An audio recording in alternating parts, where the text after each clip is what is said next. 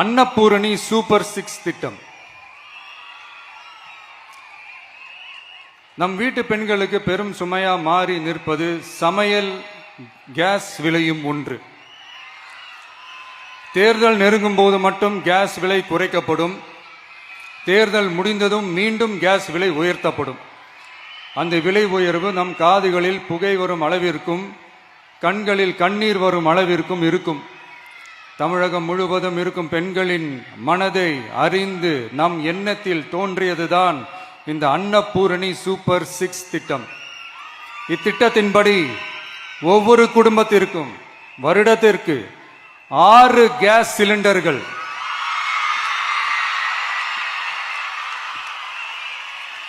கட்டணமின்றி வழங்கப்படும்.